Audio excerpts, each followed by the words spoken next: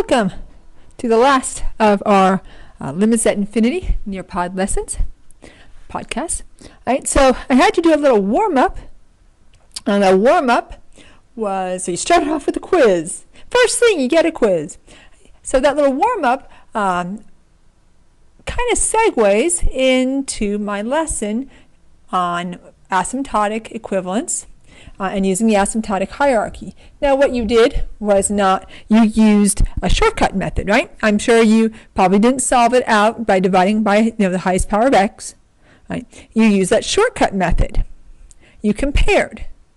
And so the reason I had you use that as your opener is because in some ways this is going to be similar because we're going to be comparing rather than solving something out. Okay?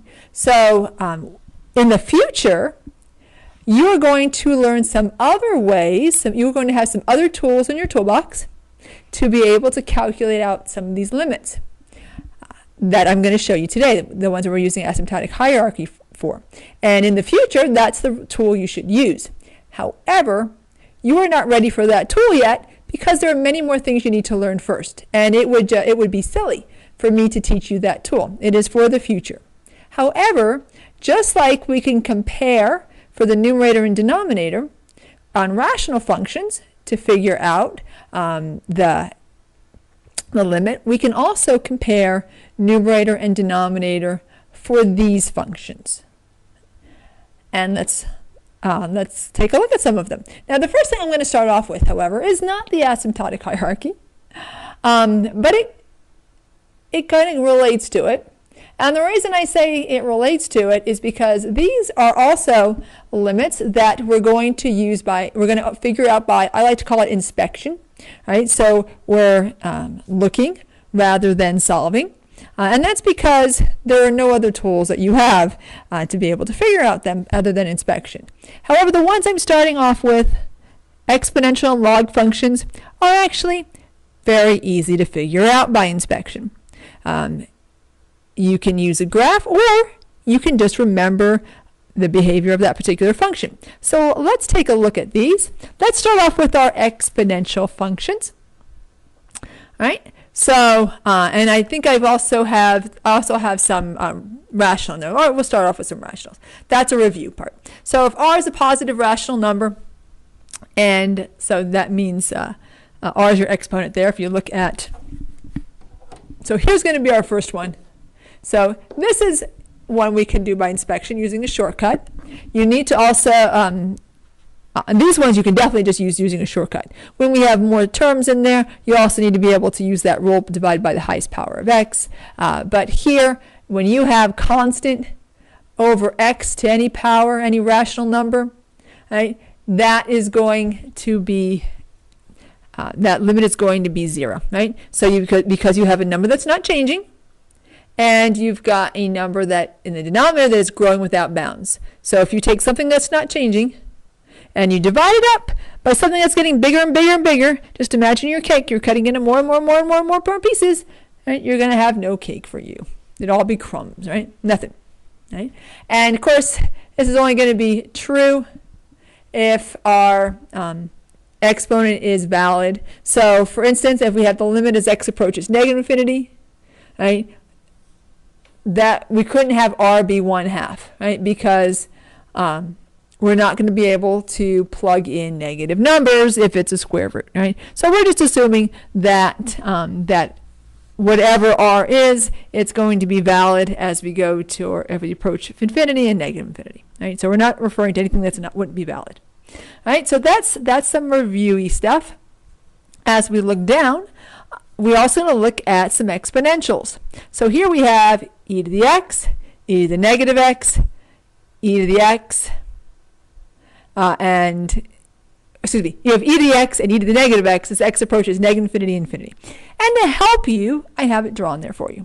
And I'm going to try to write in the same color as the graph. Let's see if I can manage.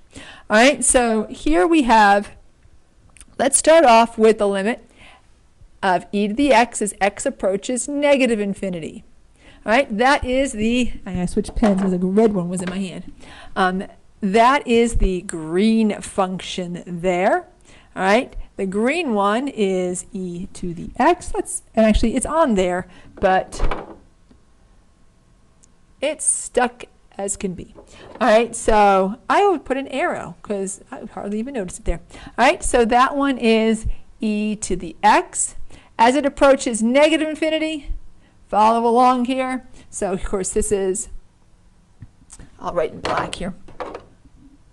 Here is x approaching negative infinity, right? It's going this way. Right, so we know that if you raise e to the x to any power, it's never going to be negative, right? It's never even going to be equal to 0, right? It's going to get closer to 0 as that exponent gets more and more negative, but it's never going to be equal to 0. That is also true not only for e to the x, but that would also be true, and I'll write in green here. If we have the limit as x approaches negative infinity for any base raised to a power, that's a b, not a 5. So long as b is greater than 0. Right? So if it's, greater than 0. Greater than 1. Greater than 1. All right? So any number greater than 1 because this is growth, right? So if it's exponential growth, as x approaches negative infinity, the function's heading to 0. Right? So now, but if we added something else to that function, of course that's going to change the limit because we'd have to take a limit of that number too, and it would just change by that number. But let's just focus on nothing added, just the e to the x, so we can find the limit of a constant. All right, so there we have exponential growth. It's going to head towards 0 as x approaches negative infinity. If it's exponential growth, and we'll just stick with e to the x for a moment. If it's exponential growth and it's headed to infinity, right, it's going to keep on growing, and that will also be true. That's an arrow. For any other exponential growth, right? So the same b there. B is going to be greater than 1. I'll use another letter for less than. All right, so now let's continue on. So there we have our exponential growth. Let's look at exponential decay. All right, so the limit, and so I should also write in here. This is, by the way, as x approaches positive infinity, so it's going this way. So you can see that our green graph there, e to the x, is just going to keep on growing and growing, getting larger and larger, growing without bounds. All right, if we have instead decay, right, and it is written on there, if you can see it, f of x equals e to the negative x. As we approach positive infinity, its limit is going to be equal to 0, right? It's going to be headed to that horizontal asymptote, right? So if we plug in a positive number, we're going to have a negative exponent, and that means our function is going to get smaller and smaller. That would also be true for the limit. Let's call this a of x. We'll just use a new letter. As x approaches infinity, if a is between 0 and 1. Oops. Yeah, there we go. All right, so if a is between 0 and 1, it's also going to be decay, and it'll look the same. It'll have the, it won't be, of course, exact same rate of growth and decay, but it will head, as x approaches infinity, it will head to 0. And then finally, if we are if a limit, I was pulling on my cord, that's where the oops was. The limit is e to the negative x as x approaches negative infinity, right? As we're going, plug in a negative number there, you're going to have a negative and a negative. It's going to make it positive, right? And it's going to grow without bounds. And we can see that in the red graph, right? That's also true if we have the limit of a to the x as x approaches infinity, so long as that is decay, right? As long as it's decay, it's also, as x approaches negative, whoops, why did I put in 0? As x approaches negative infinity,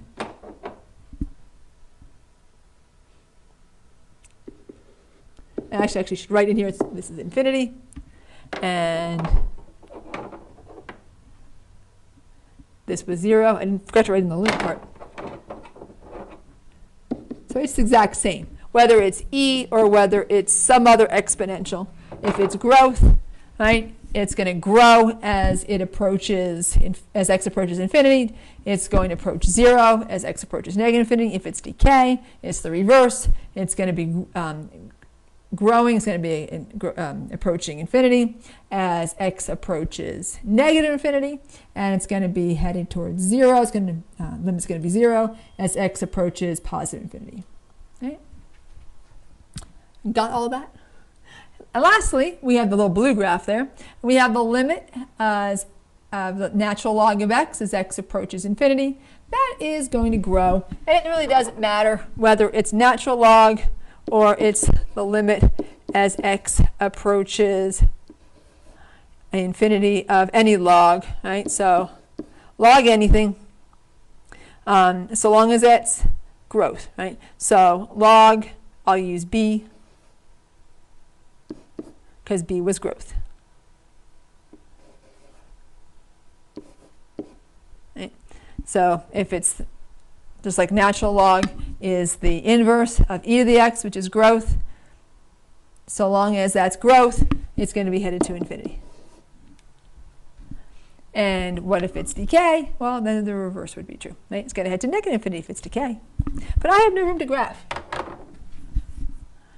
And we're going to be focusing anyway, not on just on these, but oops, I forgot to close these up. So don't look, and I'm going to close these up really quickly. You're not looking. I don't really feel like recording all over again. You're not looking. And I think that's it. Oh, no. Okay, there we go. Now, let's take a look at the asymptotic hierarchy.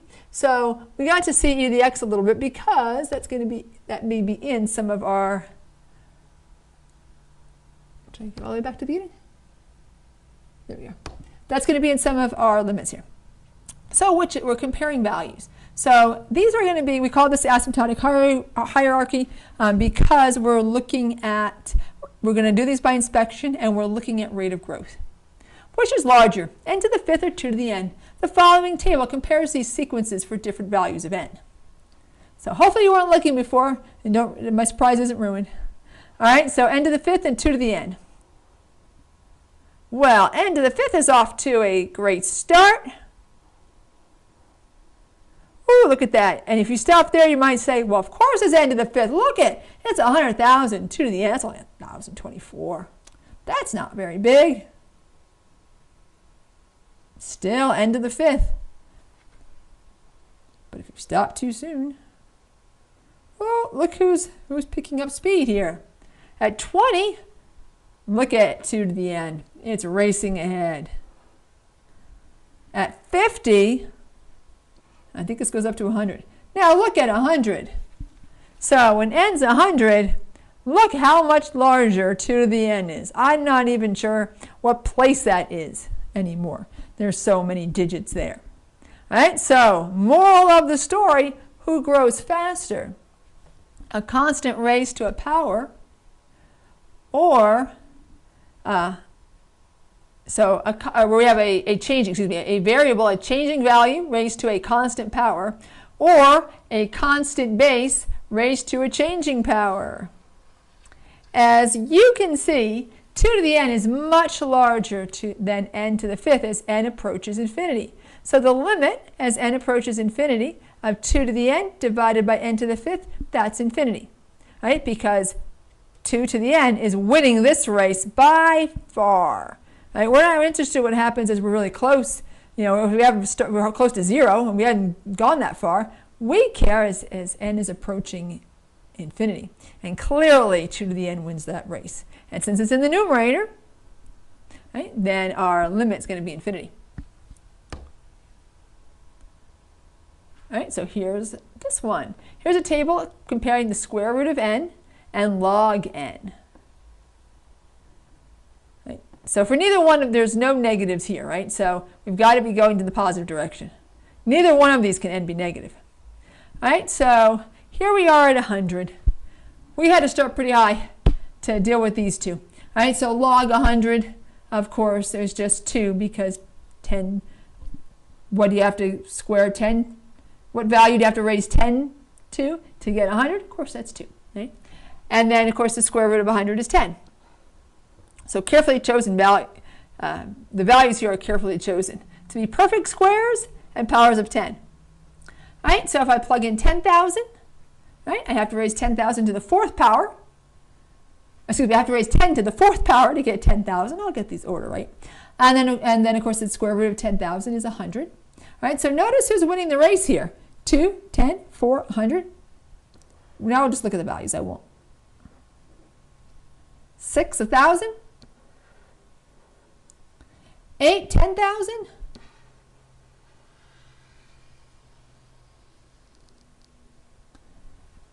So the limit, and I don't have my notes in front of me, so whatever's not in your notes, you put that I have in handwriting, you put it in. So the limit of the square root of n divided by log n as x approaches infinity, that's infinity, right? Because the square root is winning the race. What if we reverse them? The limit of log n divided by square root of n as x approaches infinity, well, that would be 0, right? Because you have something growing smaller over something growing larger. That's going to go to 0. And if it's as the limit as x approaches negative infinity, it doesn't matter which who's on top and who's on the bottom, who's in the numerator, who's in the denominator. That does not exist because neither one of these functions is defined for any negatives. Right? So the functions literally begin, well, one begins at 0, and that's square root. And the other one, it's got to be greater than 0. And that's the log, of course. Which is larger, 2 to the n or n factorial? Here I just wrote the sequences, which you may have noticed when I was scrambling to put my shades back up again. So if I have 2 to the 100th, so we're just comparing at 100. I got 2 times 2 times 2, and so forth, 100 times. 100 2's there. But how about 100 factorial? 1 times 2, well, it would be 2 times 2 is larger than 1 times 2. But as soon as I got one more number in here, still larger, because 2 times 2 times 2, that's going to be 1 times 2 times 3. But how about if I get 4 digits? By the 4th digit, factorial is winning this race. 4 times 3 times 2 times 1, that's greater than 2 times 2 times 2 times 2. That's only 16. So this much right here is 16. This much right here is 24. That's only with 4 numbers. We got 100 more to go. Right? So very, very much so. N factorial is way winning this race. So the limit as n approaches infinity, if it's 2 to the n's in the numerator, it's growing slower than n factorial, it heads to 0. If n factorial is in the numerator instead, since it's growing faster, it heads to infinity. And in this case, we're not going to be headed to negative infinity because we really don't talk about negative number factorial. That's always positives. Which is larger, n to the n or n factorial? Now it gets tougher. But if we look at the sequences, maybe that'll help us. All right, so I'm not writing all those numbers down. And so with factorial, it's kind of hard for me to say, okay, this is what it is when it's this number and this number, because quite honestly, it grows really fast. So look at our numbers that we have here. 1 times 2 times 3 times, and then we get to 99 times 100. That seems pretty big. Does it win the race? Let's look at n factorial. Just for plugging in 100, right? So we're just comparing at one value, right? So at 100, n factorial is 1 times 2 times 3 times so forth.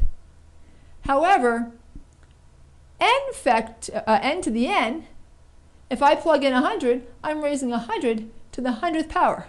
So I'm going to have nothing but hundreds. Well, obviously, n to the n is winning this race because other than the very last number in the sequence here, every other number in the sequence for n to the n is larger. clearly it's winning the race. So if the limit is, as n approaches infinity, we have n to the n divided by n factorial. That's going to be infinity because n to the n wins the race. If that's reversed, n factorial divided by n to the n, then it's going to be 0 because the larger one is in the denominator, right? So if the one that's growing faster is in the denominator, it heads to 0. If it's in the numerator, it heads to infinity. So the asymptotic hierarchy, why it's called the asymptotic hierarchy, it's in order of who grows the fastest. And this is in your notes. So at the very bottom, it is slower than everything, even little old y equals x, even a little old linear function. Nothing grows slower than the natural log or log functions. Log functions grow so incredibly slow because if you just think of natural log, or let's think of log base 10, right? So to get to 1, right, I just have to get to, or to get to 1 on the x, right? To get to 0 on the y, I just have to get to 1 on the x. And then the next one, my next point, let's just look at how slow this is. So it starts off with 1, 0. It's easier for me to write down the points. Right? And then I go to get to 1, I have to go all the way to 10. And to get to 2, I have to go all the way to 100. So this is a very slow rate of growth. Nothing grows slower than natural log. It is just, it's the turtle of all functions. All right? And so then we get to the powers of n. Roots grow slower than everything else when we get to powers of n. And the larger the root,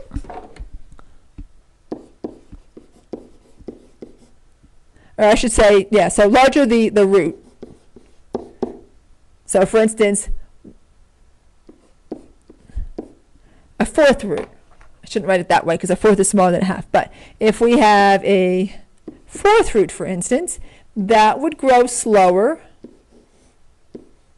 than a square root, right? Because it's going to take a lot larger x value, right, to get to the same place for a fourth root as it does for a square root. And then, of course, it just goes in order of power. So to the first power, the second power, third power, and so forth. Next comes your exponentials.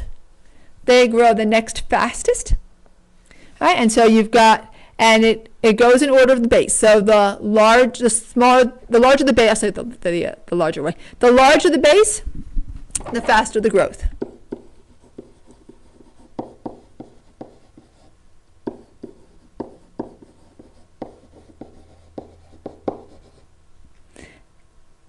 And that's if it's growth.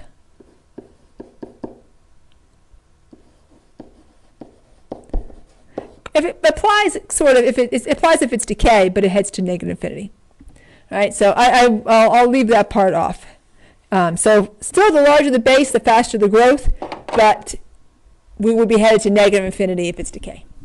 All right, and then we have our factorial, and then if both your base and exponent are changing, that is the fastest growth of all. All right, so let a subscript n, b subscript n be sequences of positive numbers. If a subscript n is lower on the hierarchy than b subscript n, right, then as excuse me, I'm trying to look at how this goes. If a subscript n is lower on the hierarchy as b subscript n, its n goes to infinity. Sorry, I was looking at that infinity, and I'm like, but if the smaller one's in the numerator, it's going to 0. I'm not even reading my own notes all the way through. Sorry about that. I had just a momentary lapse. As n approaches infinity, then the limit of a to the n divided by b to the n as n approaches infinity is 0. Right? So if the larger one is in the denominator, then it approaches 0. If the larger one is in the numerator, it approaches infinity. Right? So if it's reversed, and a subscript n, that's higher on the asymptotic hierarchy, then your limit is infinity. So these are going to be your two choices here. Either we're headed to 0 or we're headed to infinity. So you don't have a lot of choices.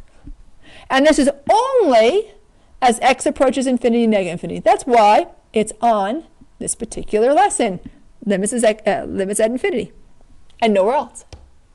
All right, so let's see how our asymptotic hierarchy works. We're going to evaluate, so you can, I moved the asymptotic hierarchy, but we'll remember, and you've got it in front of you on your notes. So we have the limit of natural log of n divided by n cubed as n approaches infinity. And you know what, I'll go backwards each time. Well, of course, I just said nobody grows slower than natural log. Look how low it is on that hierarchy compared to, was it n cubed? Yeah, n cubed, right? So you've got, actually, I'll write it this way. So natural log of n, that is going to be less than n cubed. It's growing slower. Therefore, the limit as n approaches infinity of natural log of n divided by n cubed, that's going to be 0.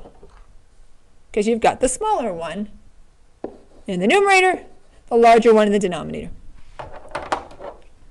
Let's look at the next one, right?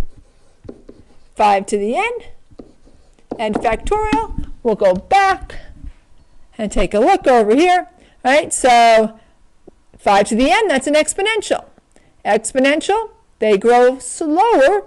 They're lower on the hierarchy than is, what was it again? N factorial, right? N factorial grows faster. All right, so our symbol's going to go that way. Therefore, the limit as n approaches infinity of 5n divided by n factorial, that is going to be 0.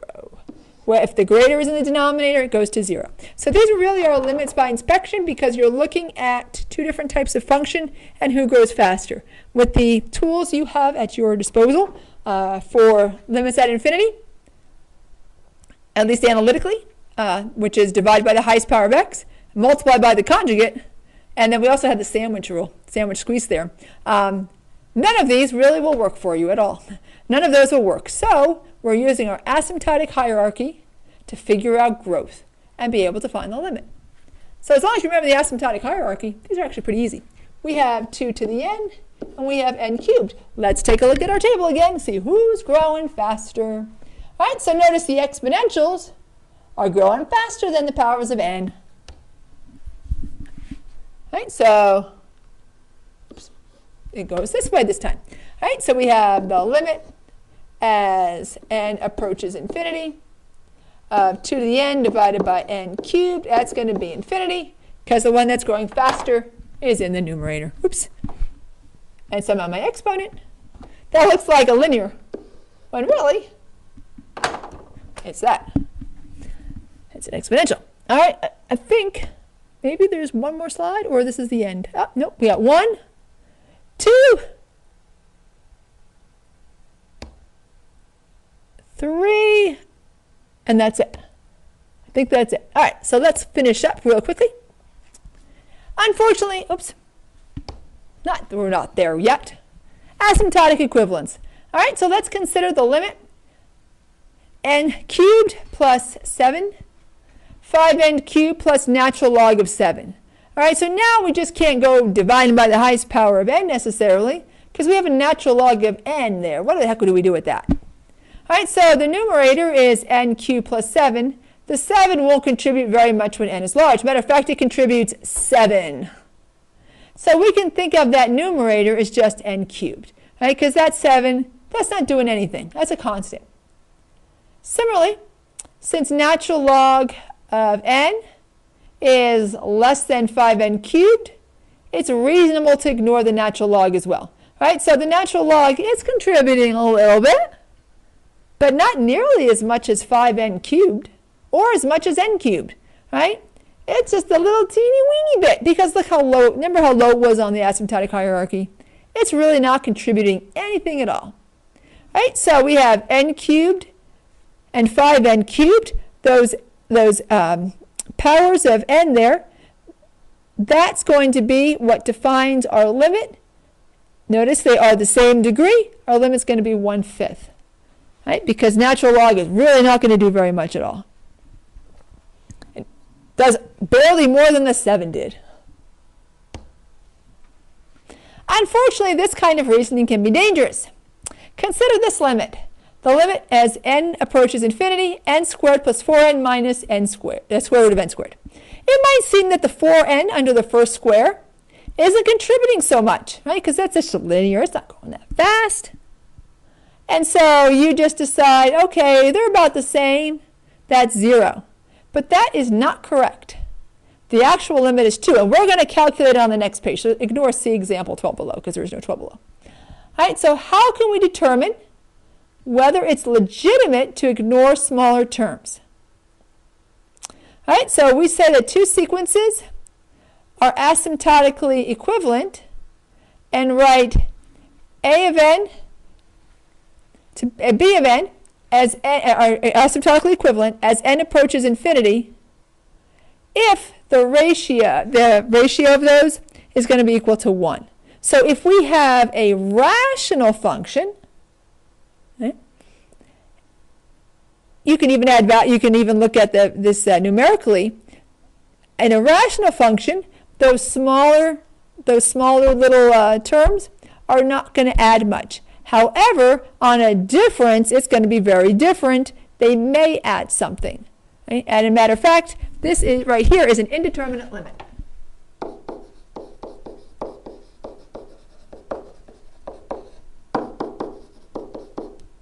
Right? And we are going to need to use the conjugate, which is what we're going to do on the next slide. So to find the limit, we're going to multiply by the conjugate and divide by the highest power of x. So my asymptotic equivalence here, let's make sure we add this to your notes somewhere. Let's add it by the hierarchy. We're going to use this.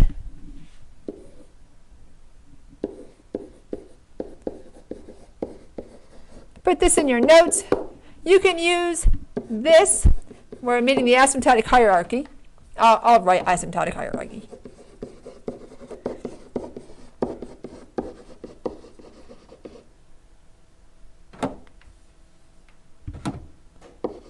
Hierarchy for rational functions, but only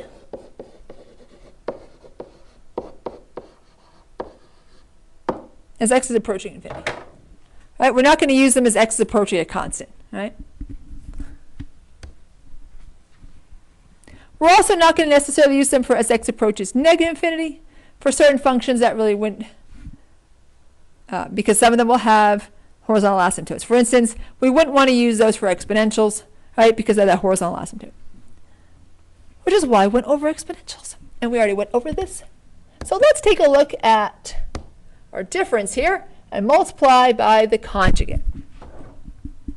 So we're going to multiply by n squared plus 4n plus square root of n squared divided by n squared plus 4n plus the square root of n squared. All right, so we'll have the limit as n approaches infinity. When we multiply the first terms, of course the radicals just disappear. We've got n squared plus 4n. Middle terms would just cancel each other out. And then we'd have our last terms. And then again, the radical would just disappear. And this would be minus n squared. Okay. So now we're going to, in the denominator, we just have n squared plus 4n plus square root of n squared. All right, now we need to simplify. So that's the limit as x approaches, n. There's no x's. N approaches infinity. There we go. We'll just have 4n in the numerator. And we're going to divide by square root of n squared plus 4n plus n squared. Highest power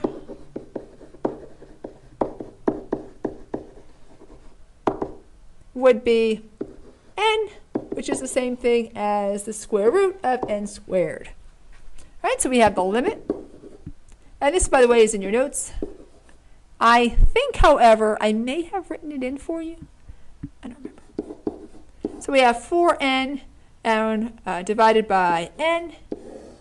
And then we have the square root of n squared divided by, oops, somebody lost their little radical, divided by n squared plus 4n divided by n squared plus square root of n squared divided by n squared. And that's going to give us the limit as n approaches infinity. So that's going to be 4 divided by, so we're going to have square root, that's going to be 1 plus 4 divided by n plus square root of 1. And now we can evaluate. That's going to be 4 divided by square root of 1 plus 0 plus the square root of 1. Well, square root of 1 is 1, and that's going to be 4 divided by 2, which is 2. And finally, I have a indeterminate limit where we multiply by a conjugate and we didn't get 0 infinity. I told you wouldn't always get 0 or infinity. I just didn't have that example in that particular lesson, but I do now. All right, so on our differences, do not use the asymptotic hierarchy. It's an indeterminate limit that would be inappropriate. We're going to multiply by the conjugate, divide by the highest power, and that will be appropriate. And in here, I'm just going to write what we did. So we multiply by the conjugate, and then we simplified, and then divide by highest power of x, or in this case, n.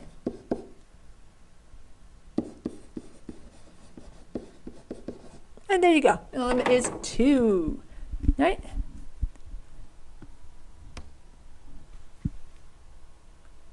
And here I have it all solved out again. That's the one I think may be in your notes. So n behavior models. Last thing, and this is going to be really quick. A right end behavior model for f. So if we take a look at our functions, and if the ratio of those is 1, that's going to be a left-hand behavior model. So for instance,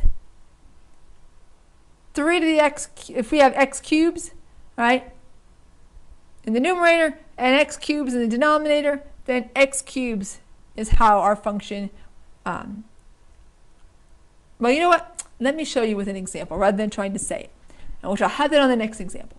So here we have our right and left hand behavior, our right and left end behavior models. So of course the right hand is going to infinity, a left hand is going to negative infinity. Let me switch pages so then I can show you an example without trying to talk an example, which is not that easy. Picture is worth a lot more. All right, so here's an example for n behavior. All right, we have 3x squared minus 2x plus 5, and then we have the denominator 4x squared plus 7.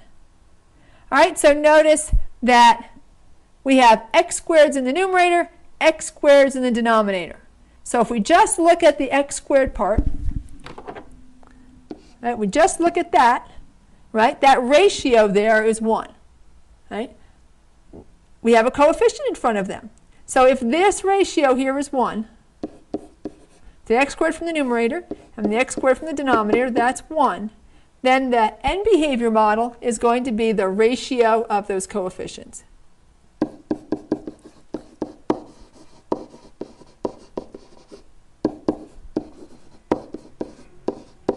So I told you an example is better. Right? So which terms have more power? They grow faster. They determine the end behavior as x approaches negative infinity or infinity. If that ratio is 1, they're growing the same, right? Then those coefficients are going to determine our end behavior. So 3/4 is an end behavior model for our function.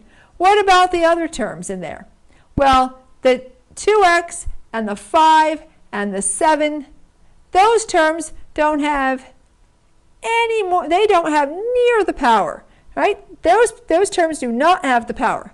The 3x squared and the 4x squared, they have the power. They grow faster.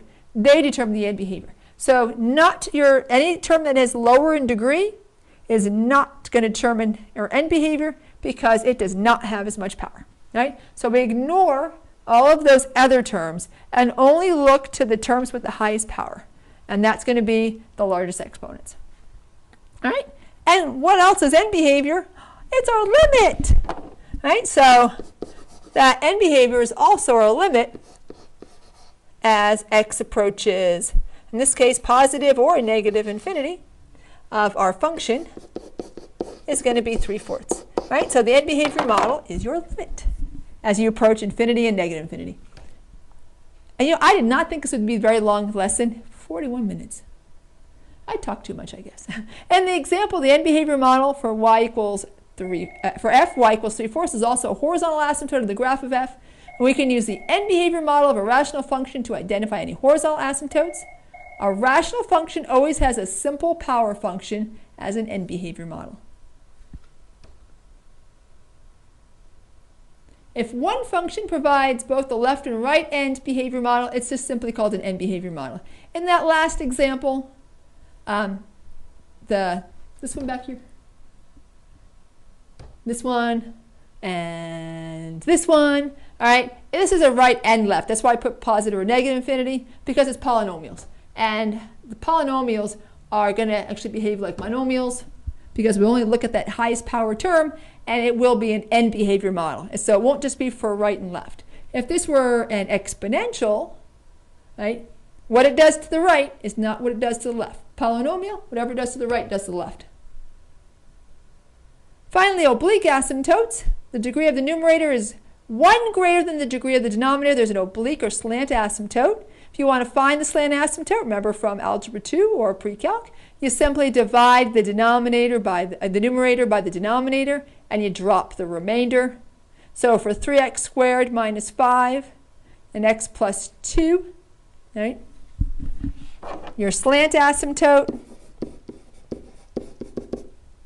is simply 3x squared minus 5 divided by x plus 2.